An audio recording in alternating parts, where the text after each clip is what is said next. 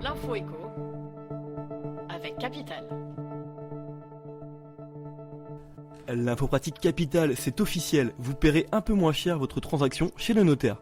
À partir du 1er mai, les tarifs de leurs actes vont en effet en moyenne diminuer de 1,9%. Demandes de cadastre ou procès-verbaux sont par exemple concernés. Sur les ventes immobilières, le barème des émoluments des notaires ont été revus à la baisse. Cela fera donc baisser la facture demandée à l'acheteur. Cette économie ne sera toutefois que de quelques dizaines d'euros pour des frais de notaire d'environ 15 000 euros. Autre nouveauté, les notaires pourront pratiquer des remises sur une partie de leurs honoraires sur la base du volontariat. Pour en savoir plus, rendez-vous sur capital.fr. Le chiffre du jour, 130 euros, c'est le montant que vont pouvoir économiser les couples qui concluent un PACS.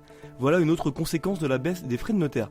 S'il est certes possible de se paxer gratuitement en mairie, le passage devant un notaire peut prévenir d'éventuels désagréments, notamment en cas de séparation.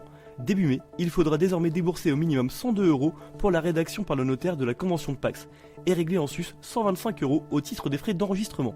La facture globale s'élèvera donc à 227 euros, soit moins qu'actuellement, où vous devez vous acquitter d'un total de 355 euros. De quoi vous inciter peut-être à franchir le pas. Le coup de gueule du jour pourrait être poussé contre la réforme des retraites, et cette fois-ci, la grogne émane des hauts revenus. Le projet actuel de réforme prévoit qu'au-delà de 3 plafonds annuels de la sécurité sociale, il n'y aura plus de cotisation retraite. Il restera juste une cotisation de 2,81% qui ne permettra pas de générer de nouveaux droits. Résultat, si ces travailleurs aisés vont voir leur revenu net augmenter, leur niveau de pension baissera car ils auront moins cotisé pour leur retraite. Mais qui dit hausse du revenu net dit aussi hausse de la fiscalité. Or, leur gain de revenu risque d'être fiscalisé à hauteur de 45%, ce qui limitera le gain de pouvoir d'achat.